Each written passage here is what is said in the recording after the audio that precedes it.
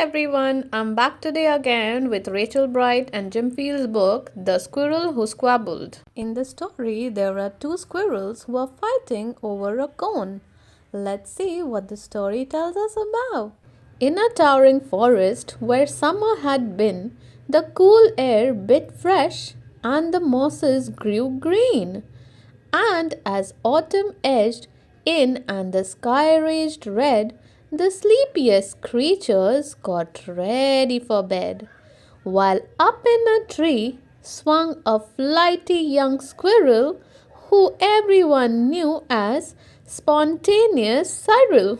Now, most foresty folk had seen to their needs through the plentiful months of mushrooms and seeds. They'd built up their stores so they'd all be well fed through the frosting of winter that glittered ahead. But Cyril, he lived in the now and the here. He adventured and partied his way through the here. So his cupboard was empty, his hollow was bare. He hadn't a mouthful of food anywhere. But wait, what was that? Over there, take a look. A single lone pine cone wedged in a nook. He squealed with delight, and for very good reason, for inside were the very last nuts of the season. But Cyril wasn't alone. There were more hungry eyes. Yes, plan ahead Bruce had his sights on the prize.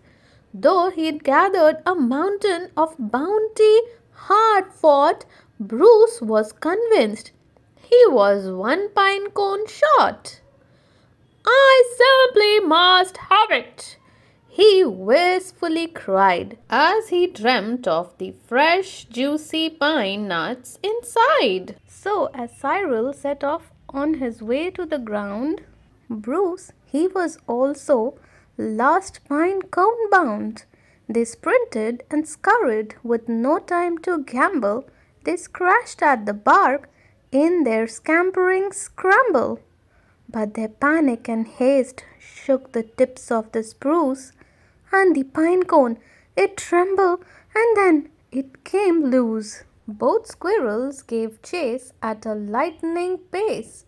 This was the start of a wild nutty race. It's mine, shouted Cyril. No, mine, hollered Bruce. You don't stand a chance. Give up, it's no use. I'm hungry, cried Cyril. This cone is not yours. Stay back, shouted Bruce. This cone is for my stores. It boinged over bushes. It flew through the air. It binged on the nose of a slumbering bear. It bounced over boulders, then came to a stop. They teetered and wobbled and quivered and plop! Both squirrels followed. Oh, the water was fast. Would they learn that they needed each other at last? But each was intent on how he could win, so they didn't quite notice a bird sweeping in. Cyril and Bruce, they watched in dismay as their cone disappeared up, and away. Come back, shouted Cyril. They are our nuts, exclaimed Bruce. But all hope was gone. It was simply no use. And meanwhile, they drifted right up to the ledge. Greed, it was driving them over the edge.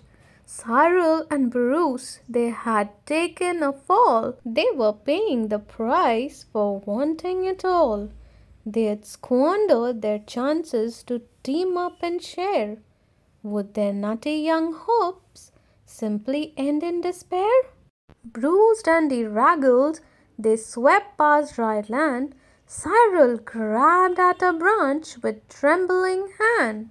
Catching Bruce with the other, he heaved and he huffed and dragged him to safety with panting and puffs. They stared at the sky, quite lost in deep thought, until Bruce looked at Cyril and let out a snort. "How silly we are!" he proclaimed, all a jiggle. "How greedy I have been!" spluttered Bruce with a giggle. "We shall change from today. May the squabbling cease. We should celebrate, seeing we are both in one piece." From that day and forward, they made a great pair. They would gather together and found they could share. Yes, Cyril and Bruce, they knew in the end. The best thing to share is a laugh with your friend. The story teaches you about teamwork, sharing, and the joy of helping each other. So, I hope you all liked it. See you all next time.